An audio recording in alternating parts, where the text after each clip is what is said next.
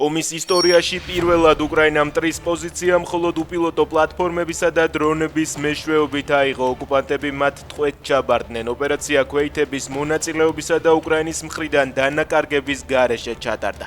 ამის შესახებ ზელენსკიმ განაცხადა. პრეზიდენტის თქმით, ისტორიაში პირველად უკრაინას რუსული დარტყმებისგან თავის დასაცავად შეიარაღების საკმარისი დონე გააჩნია. უკრაინა დღეს იმაზე ძლიერია, ვიდრე ოდესმე, განაცხადა პრეზიდენტმა.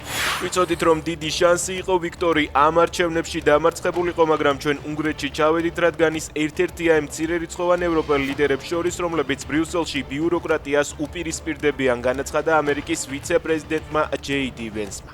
პრეზიდენტ ტრამპს ამ დრომდე არჩევნების შედეგებთან დაკავშირებით კომენტარი არ გაუკეთებია. ერთი ბრძოლის დასრულება ომის დასასრულს არ ნიშნავს, მუშაობა იწყება, იმედგაცრუების დრო არ გვაქვს. არჩევნებში დამარცხებულმა ორბანმა ვიდეო მიმართვა გაავრცელა და 28 აპრილს პარტიის ყრილობა დაანონსა.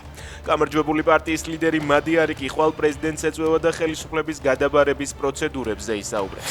ირანმა ამერიკას ბირთვული საქმიანობის 5 წლით შეჩერება შესთავაზა. New York Times-ი წერს, რომ ოფიციალური წინადადება თეირანმა შეერთებულ შტატებს ორშაბათს გადასცა. ამერიკელი მაღალჩინოსნების თქმით, ტრამპმა მათ შეთავაზებაზე უარი განაცხადა. მყარებმა ისლამაბადში შეთანხმებას ვერ მიაღწიეს, შტატებმა ირანის საზღვაო ბლოკადა აამოქმედა.